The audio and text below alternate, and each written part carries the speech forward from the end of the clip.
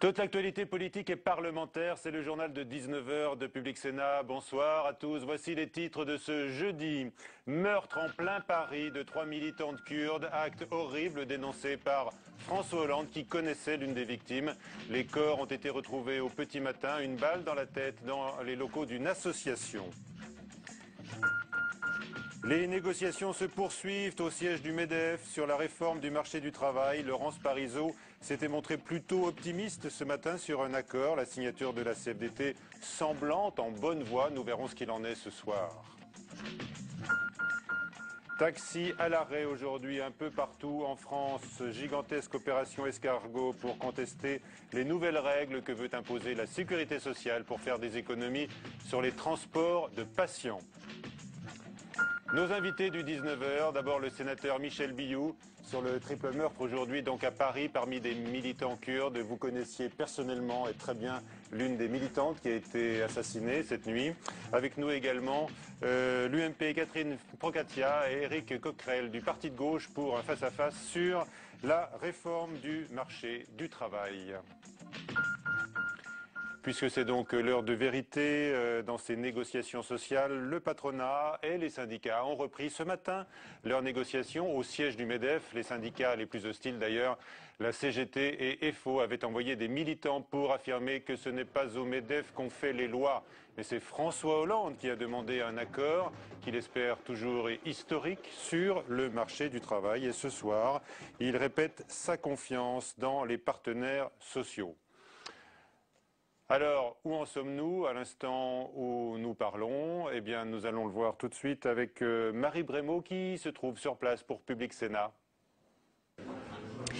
Le MEDEF vient de présenter ses nouvelles propositions. Nous n'en connaissons pas encore précisément la teneur, mais il semblerait que le patronat n'ait pas cédé sur la taxation des contrats courts, une condition pourtant non négociable pour les organisations syndicales. Les syndicats qui sont réunis en ce moment même pour s'accorder sur l'attitude à adopter et pour préparer leur réponse. Vous le voyez, les négociations risquent de durer tard dans la soirée, voire jusqu'à demain. Mais comme nous le disait un représentant de la CFDT, les négociations, ce sont un mélange de compromis et de rapports de force. Jusqu'à présent, on a plutôt assisté à un rapport de force. Merci Marie. On reviendra donc dans un instant avec nos invités sur les enjeux de ces négociations. Le leader du parti de gauche, Jean-Luc Mélenchon, n'a pas manqué de commenter cette confrontation patronat-syndicat lors de ses vœux à la presse. La négociation entre le MEDEF et les syndicats ouvriers met en cause les fondamentaux du droit du travail et des libertés des travailleurs dans ce pays. Ce n'est pas un arrangement gagnant-gagnant, gnang-gnang-gnang, comme le disent les habitués des formules qui n'ont aucune espèce de signification sociale. Il ne peut pas y avoir gagnant-gagnant entre le MEDEF et les travailleurs organisés. Nous avons gagné les élections et par conséquent, c'est à nous de faire la loi. Et je suis stupéfait de voir que lorsqu'on organise cette négociation, elle a lieu sur la base du texte patronal, que le gouvernement met une date limite pour la discussion, que cette date est franchie et qu'il annonce qu'après, il proposera son propre plan. Pourquoi ne le fait-il pas maintenant ? Voilà, Jean-Luc Mélenchon, une nouvelle fois en contradiction avec François Hollande, donc qui redit ce soir toute sa confiance dans les partenaires sociaux pour s'entendre. Sinon, il l'a dit également, il y aura une loi dans les semaines qui viennent. L'Élysée qui annonce par ailleurs des séminaires sur l'emploi et la jeunesse d'ici à la fin du mois. Le chef de l'État qui a réuni des ministres ce matin pour évoquer les investissements d'avenir se porte au premier plan. Il se trouve ce soir en Gironde où il a visité un centre de formation en aéronautique. Au plus bas dans les sondages, François Hollande veut envoyer l'image d'un président combatif et présent sur le terrain. La nouvelle communication de l'Élysée, décryptée par Jérôme Rabier. Et si le vrai changement, c'était finalement pour maintenant? En matière de communication, en tout cas, François Hollande amorce un virage radical et finit par se résoudre à monter en première ligne. Avec une cote de popularité très basse et des couacs à répétition au gouvernement, comme sur la nationalisation de Florange, il était urgent d'agir. Depuis le début du quinquennat, il y a eu, à l'évidence, un moment où un hiatus s'est créé entre les attentes des Français et ce qu'ils voyaient faire par leur président. Il n'y avait pas forcément une parfaite cohérence entre les différents ministres et par rapport à l'exécutif. Pour résoudre ces problèmes, François Hollande a donc embauché un communicant politique. L'ancien présentateur de journaux Claude Sérillon est désormais chargé de clarifier les positions et de mettre du lien entre l'Élysée, Matignon et les ministres. Le chef de l'État multipliera également les déplacements à raison d'un par semaine en région. L'époque du président normal est bel et bien révolue. François Hollande a donc besoin, dans les semaines qui viennent, de montrer de toutes les façons possibles qu'il est réellement le seul capitaine à bord, qu'il agit en parfaite complicité avec son Premier ministre et qu'aucun ministre ne peut réellement contester les orientations présidentielles. Un seul chef, un seul cap et des ministres qui doivent faire le service après-vente sur le terrain. Voilà la bonne résolution de l'Élysée pour la nouvelle année, quitte à curieusement ressembler à ce que faisait Nicolas Sarkozy lors du précédent quinquennat. Nicolas Sarkozy, justement, il s'apprête à déposer un recours au Conseil constitutionnel après le rejet de ses comptes de campagne. Bien sûr, il ne participera pas au délibéré sur ce dossier le concernant. L'ancien président de la République, qui par ailleurs est visé par une enquête pour violation du secret de l'instruction dans l'affaire Karachi. Les explications de Julie Hulin. C'est la première fois que Nicolas Sarkozy est directement impliqué dans une procédure judiciaire dans l'affaire Karachi. 3 juges d'instruction ont ouvert une enquête pour complicité de violation du secret de l'instruction. En cause, la diffusion d'un communiqué de l'Élysée le 22 septembre 2011. Un communiqué qui affirmait « S'agissant de l'affaire dite de Karachi, le nom du chef de l'État n'apparaît dans aucun des éléments du dossier ». Une phrase qui laisse alors penser que le palais présidentiel a eu accès au dossier de l'instruction. Les familles de victimes avaient à l'époque porté plainte pour violation du secret de l'instruction. Une plainte classée sans suite par le parquet au motif de l'impossibilité constitutionnelle de poursuivre le président de la République durant son mandat. En juin 2012, un mois après le départ du pouvoir de Nicolas Sarkozy, les familles déposent une seconde plainte. 3 juges ont décidé de l'instruire, une victoire pour les familles de victimes. La conséquence pour nous, elle semble évidente, c'est qu'il faudra que M. Nicolas Sarkozy soit convoqué pour être mis en cause et très probablement mis en examen. Nicolas Sarkozy, sous la menace de poursuite, une enquête à laquelle le parquet peut encore s'opposer en faisant appel. Des milliers de taxis ont provoqué des kilomètres de bouchons à l'entrée des grandes villes de France ce matin. Ils estiment que les nouvelles règles de la sécurité sociale sur le transport des malades mettent en péril leur activité. Ce nouveau système d'ailleurs qui a fait l'objet d'une loi spécifique. Dans leur ligne de mire également la concurrence déloyale selon eux des voitures et des motos avec chauffeur. Flora Sauvage. Des taxis qui jouent les ambulanciers, la sécurité sociale a décidé de dire stop. Car le recours au taxi pour transporter des malades coûte cher. Le transport des patients atteints d'affections de longue durée a représenté 3,5 milliards d'euros en 2010. Les taxis ont manifesté aujourd'hui car ils craignent de perdre ce marché. L'article 44 du projet de loi de financement de la sécurité sociale introduit la possibilité pour les hôpitaux d'attribuer le marché du transport des malades par appel d'offres. Si l'article 44 est appliqué, c'est à terme 30 000 artisans qui peuvent disparaître.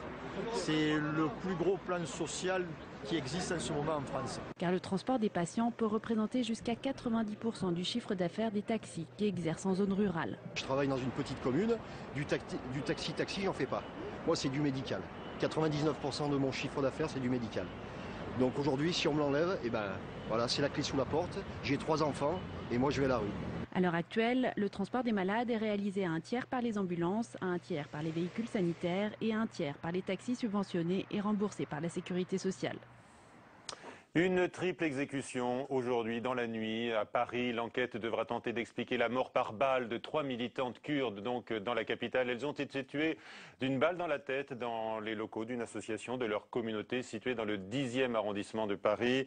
Les manifestations se sont multipliées un peu partout en France tout au long de la journée pour dénoncer les autorités turques, lesquelles dénoncent un meurtre déplorable. Nathalie Guilluard. À la sortie des corps, la colère monte.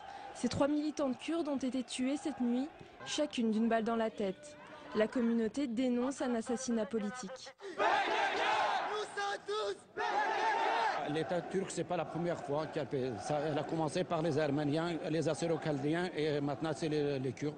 C'est un massacre. Il n'y a pas mot à expliquer. Le responsable des associations kurdes en France, lui, reste prudent. Trop tôt pour le dire. Trop pour le dire. Que ce soit n'importe qui, les responsables sont des Turcs pour les Kurdes qui sont là. Trop tôt le dire. Le ministre de l'Intérieur, Manuel Valls, s'est rendu sur les lieux ce matin. Un fait tout à fait inacceptable. L'enquête ne fait que commencer sous l'autorité du parquet. Services de la brigade d'anticriminalité, de l'antiterrorisme sont évidemment mobilisés. Ces assassinats mettraient à mal des pourparlers qui auraient lieu en ce moment entre Abdullah Öcalan, le chef emprisonné des rebelles kurdes, et la Turquie.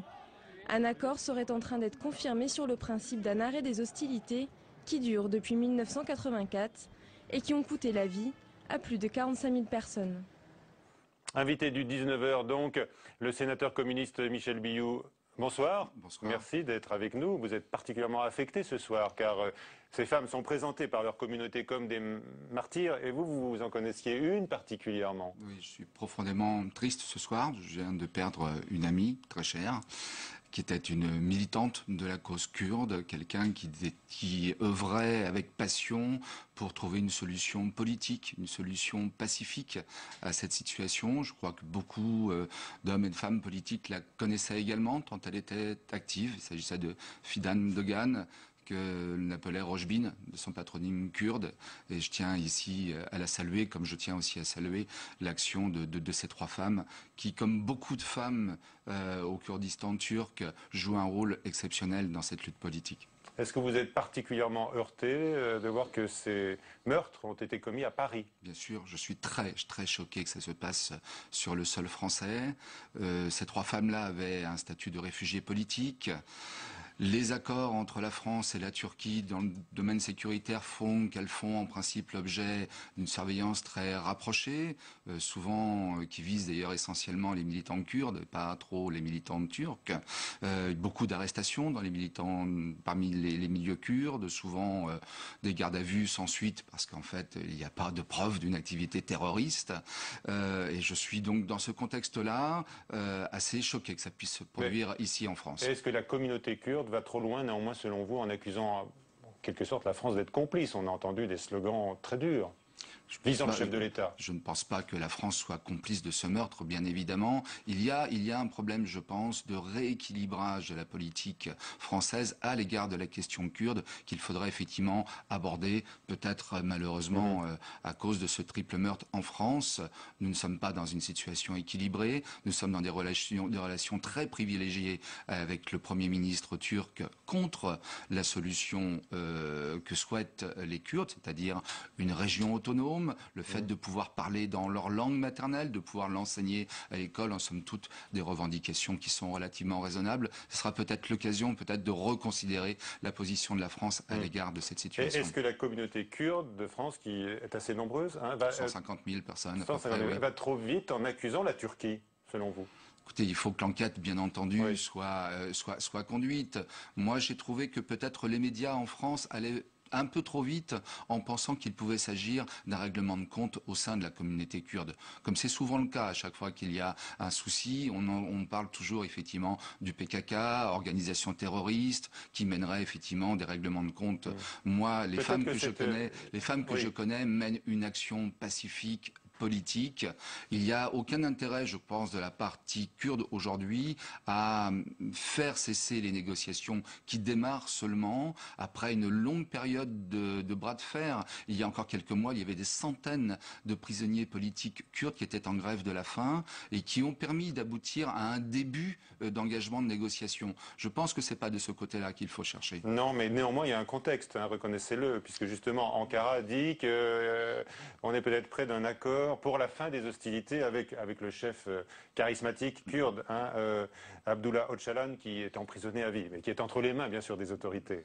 Voilà, moi je ne suis pas en mesure de donner des éléments sur l'enquête, bien entendu, mais il me semble que dans la partie turque, qui historiquement est très fortement opposée à une solution au problème kurde, il y a des factions qui peuvent effectivement perpétrer ce genre de crime. Ça ne sera pas la première fois dans l'histoire de la Turquie et je pense qu'il y a effectivement une enquête nécessaire absolument pour trouver les coupables et faire en sorte que ces négociations-là puissent se poursuivre. C'est absolument vital pour les Kurdes de Turquie. Qui est terroriste selon vous? Le PKK, le Parti des travailleurs du Kurdistan, qui est interdit et qui mène la guérilla, ou l'État turc?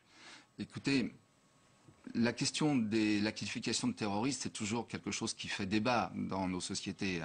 En France, pendant la Seconde Guerre mondiale, les résistants français étaient qualifiés de terroristes aussi par l'occupant. Sans aller jusqu'à ce type de comparaison, moi, ce que je constate, c'est qu'il y a en Turquie un parti kurde, le BDP, qui mène une action politique, une action pacifique et qui a des milliers de militants qui sont aujourd'hui emprisonnés. Il y a des dizaines d'élus kurdes qui sont emprisonnés, des maires, des députés. Il y a des journalistes qui sont emprisonnés. Il y a des avocats qui sont emprisonnés. Donc on est dans une situation où il n'y a quand même pas de neutralité quand même de la part du gouvernement turc. Il y a une volonté répressive très forte et de s'opposer à une solution politique. Moi je regrette effectivement qu'il y ait une solution militaire de la part du PKK. Mais je pense que c'est la raison pour laquelle il faut que la France, d'ailleurs, aide beaucoup plus, par exemple le BDP, à le soutenir dans cette solution politique. Vous voyez dans le flot des réactions aujourd'hui celle du gouvernement turc, Ankara, qui dénonce un triple meurtre. Oui, et qui renvoie la responsabilité sur le PKK. Voilà, moi je pense qu'il faut que le gouvernement d'Ankara encourage le gouvernement français à faire la lumière sur ce qui s'est passé et qui est absolument intolérable. Merci beaucoup Michel Billout d'être venu ce soir sur le plateau du 19h. Nous évoquons maintenant les négociations qui se prolongent donc au siège du MEDEF sur la réforme du marché du travail. Il faut conclure avant demain, sinon le gouvernement légiférera avant de débattre des enjeux, les points qui séparent encore patronat et syndicats, et puis ceux qui les rapprochent depuis quelques heures. Camilla Campusano. Des tambours et des slogans pour faire pression sur les négociations entre patronat et syndicats. Tous ensemble, faisons connaître les propositions scandaleuses du MEDEF. Tous ensemble, gagnons plus de sécurité dans l'emploi pour les salariés. C'est la réforme du marché du travail vers la flexi-sécurité qui est en jeu ce soir. Il faut trouver le délicat compromis entre plus de souplesse pour les entreprises et plus de protection pour les salariés. Des négociations tendues à un moment où chômage et précarité ne font qu'augmenter. Un important point de désaccord reste les dispositions sur les contrats à durée déterminée. Plusieurs pistes sont proposées par les syndicats. Elles sont toutes refusées par le MEDEF, en particulier la taxation sur les CDD. Les patrons demandent en revanche un CDI plus souple. Ça signifie réduire les salaires ou le temps de travail dans les périodes difficiles pour éviter les licenciements. Des revendications présentées aux syndicats hier.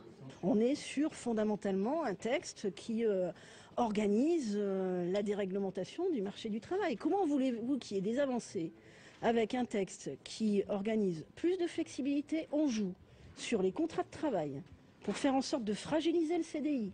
Si 3 syndicats sur les 5 signent un éventuel accord, le patronat pourrait accepter le cumul du droit au chômage et une complémentaire santé pour tous les salariés.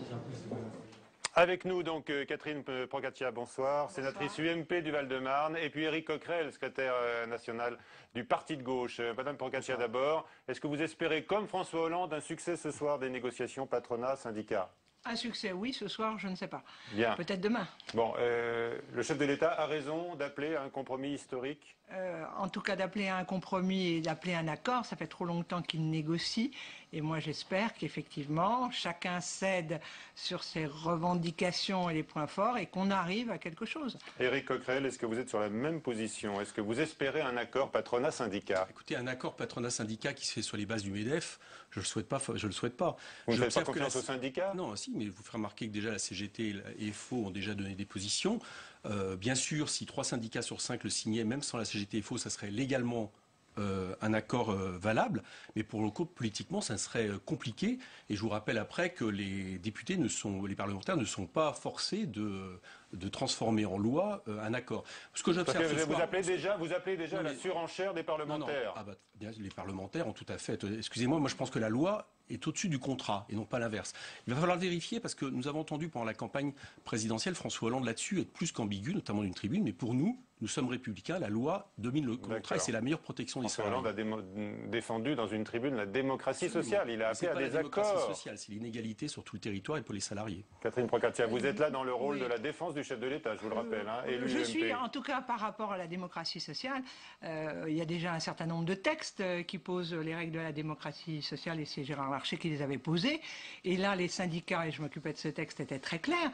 Les syndicats disent bien qu'il y a le rôle du politique et il y a le rôle des syndicats. Mais à chaque fois que nous avons eu des textes émanant de la négociation, comme le dernier sur la formation professionnelle, les syndicats que nous recevions venaient nous dire oui, oui, vous êtes législateur, c'est votre travail, mais ne touchez pas, n'allez pas démolir ce que l'on a mis en place. Donc s'ils arrivent à un accord, je peux vous dire, j'ai eu suffisamment de textes pour savoir que les syndicats nous demanderont de toucher le minimum possible. On verra bien, je pense que vous avez tort, parce que si c'est un accord qui est défavorable au monde du travail, s'il était signé en l'état tel qu'il est, ce qui se préfigure, et manifestement le MEDEF en plus est intransigeant, même sur les quelques mesures que demande la CFDT. Alors pour l'instant, apparemment, intransigeant toujours ce soir sur la taxation des contrats courts.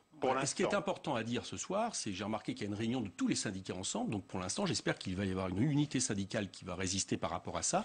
Et que justement, eh bien, cet accord qui est un peu finalement un accord de Sarkozy sans Sarkozy, quoi. Parce que Sarkozy aurait pu proposer la même chose, je vous assure. Bien sûr, bien sûr. Je vous ferai remarquer que dans cet accord, vous avez le développement du CDI de projet, c'est-à-dire en réalité ce qui les syndicats n'en veulent pas. Bien sûr, puisque c'est un CDI à la tâche. Donc c'est la fin du CDI. Je comprends un peu parce que j'ai jamais vraiment compris ce CDI.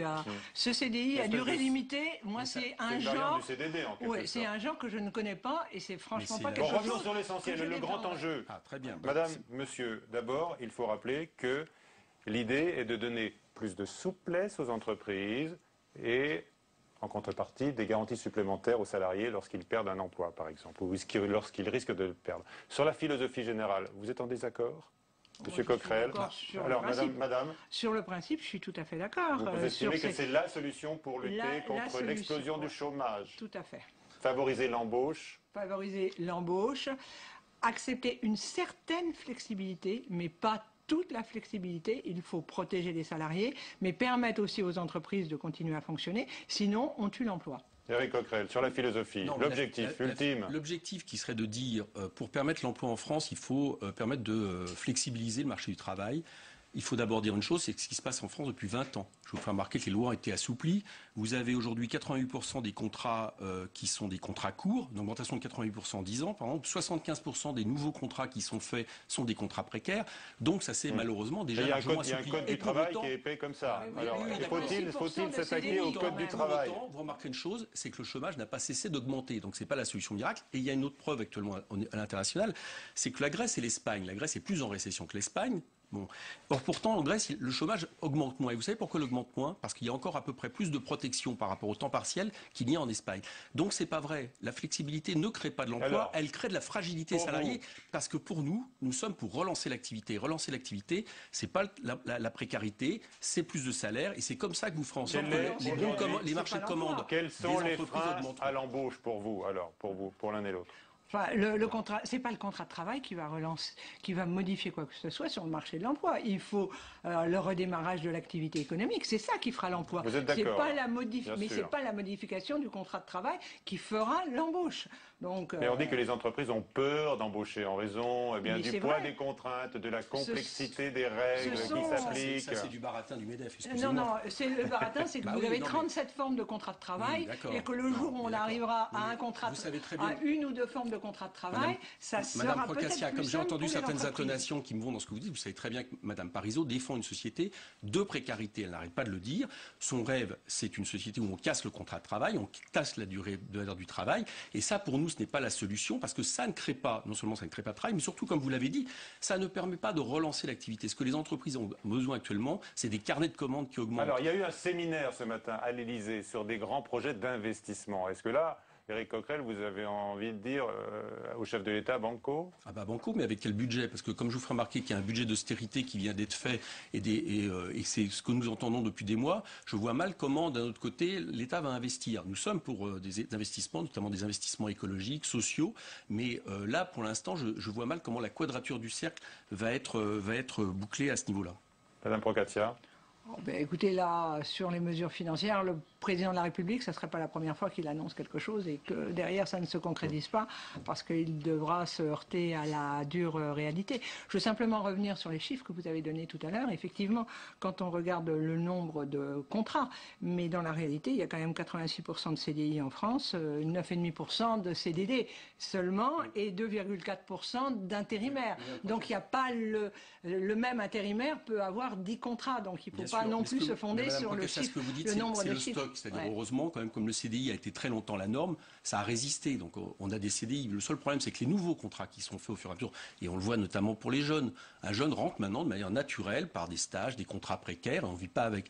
Eh bien, ce qui est en train de se développer, c'est de plus en plus une inversion de ce phénomène. Voilà ce que nous craignons. Et encore une fois, ça ne crée pas d'emploi parce que c'est ce qui existe dans ce pays depuis des années. Vous avez parlé du gouvernement. Nous, on attend autre chose, comme on est assez étonnés. On entend M. Hollande... On a compris que vous attendiez autre chose. Mais oui, parce qu'on entend... De celui que vous avez fait élire. Il l'a rappelé aujourd'hui, Jean-Luc Mélenchon, on l'a entendu. Mais bien sûr, non. C'est pas votre cas, Mme Procaccia, on a bien compris. C'est comme 72% des Français qui, dans un sondage ce matin, disent que la précarité, c'est pas une solution qu'ils ont pour le CDI. C'est une victoire contre la droite. Mais non, pas tout le monde. Le MEDEF n'est pas sur cette position. Non, mais je parlais de l'opinion. D'accord, l'opinion est contre le MEDEF. Je suis content de vous entendre dire. Et c'est cette opinion qui, en tant qu'électeur, a gagné contre la droite et le MEDEF. Donc il est paradoxal qu'on soit dans des négociations où on commence sur des bases du texte du MEDEF et où en plus le gouvernement ne dit pas, il dit on fait confiance aux partenaires sociaux. Mais que pense le gouvernement? J'aimerais aujourd'hui savoir quelle est sa position par rapport à un texte dans les négociations. Ça serait intéressant. Et il attend la conclusion heureuse. Mais pourquoi attend-il? C'est la partie de négociation. C'est la partie de négociation. Mais la négociation, le gouvernement n'a pas à intervenir dans les négociations. S'il intervenait maintenant dans les négociations, les mêmes syndicalistes iraient critiquer, et vous-même, l'interventionnisme de l'État, quel que soit l'État. Quand on fait une loi sur les 35 heures, un gouvernement fait une loi sur les 35 heures et après pour renvoyer à la gauche à la négociation. La loi sur les 35 heures et toutes les erreurs parce que justement il n'y a pas eu négociation. Non. Et depuis que ce soit les gouvernements de Sarkozy ou le gouvernement de Hollande, on a dit on négocie d'abord avant de faire la loi. Moi ça me paraît logique. Non, la loi protège les salariés, surtout dans un moment de rapport de force qui n'est pas favorable aux salariés dans ce pays. Et donc nous souhaiterions qu'effectivement, il soit dit ce que souhaite le gouvernement. Ça pourrait appuyer les organisations syndicales qui sont en train de négocier. Le gouvernement souhaite, par exemple, il l'a dit, Éric Coquerel, on sait que Michel Sapin a essayé de faire pression sur le MEDEF, qui s'en est plaint d'ailleurs, pour la taxation des contrats courts. Ça change parce que depuis quelques mois, le MEDEF ne se plaint pas beaucoup du gouvernement. Là, je vous donne un exemple. Alors, Éric Coquerel. Les contrats courts, attendez, excusez-moi, les contrats courts, si c'est ce qui permet de faire signer un accord, alors que ça concerne que les contrats courts de moins d'un mois, qui sont la minorité, ça concerne les CDD de plus d'un mois, oui d'accord. Ça ne concerne pas l'intérim et ça ne concerne pas les CDD d'usage. Allez, donc, vous êtes comme... Voilà, il ne faudrait pas que ce soit le Vous prétexte. êtes comme Jean-Luc Mélenchon, vous y allez fort, évidemment, avec Coquerel, vous tapez depuis le début de cet entretien. Sur François Hollande, sur le MEDEF, qu'est-ce que vous allez dire demain? Sur la CFDT, si elle signe l'accord avec le MEDEF, sachant qu'il y a des avancées qui se dessinent, je voudrais les donner, les droits rechargeables pour les chômeurs, quand ils acceptent de reprendre un travail. C'est une grande revendication et ancienne de la CFDT, ou encore l'extension des complémentaires santé à tous les salariés. Éric Coquerel. Mais justement, alors d'abord, je ne tape pas sur tout le monde, parce que je vous fais remarquer que ce que je dis, pour l'instant, est apparemment approuvé au moins par... c'est ce que dit Force ouvrière et la CGT. Qui sont quand même... Vous allez dire de la CFDT demain? Voilà, mais on verra bien ce que dit la CFDT. Pour l'instant, ce que j'observe, c'est que la CFDT ne signe pas. Et puis, dans ces cas-là, s'il y a une signature, il restera au législateur, et dans un cadre républicain, c'est lui en dernier ressort qui doit définir la loi égale pour tous, le soin de définir quelle devra être cette loi. Je veux simplement rajouter que sur les complémentaires, il ne faudrait pas non plus que derrière, le gouvernement se mette à taxer ces contrats groupes, parce que c'est uniquement pour ça que depuis 20 ans, ils se développent. D'accord. Et la sécurité sociale professionnelle, ça ne peut pas seulement être résumé aux complémentaires de santé. Sur ce plateau, un petit peu comme au siège du MEDEF en ce moment. C'est ce que vous espérez, n'est-ce pas, Éric Coquerel? Merci, Madame Procaccia. Bonsoir à tous. À 22h, Sonia Mabrouk pour le prochain journal. À suivre sur LCP Assemblée Nationale, Doc à Doc. À très vite.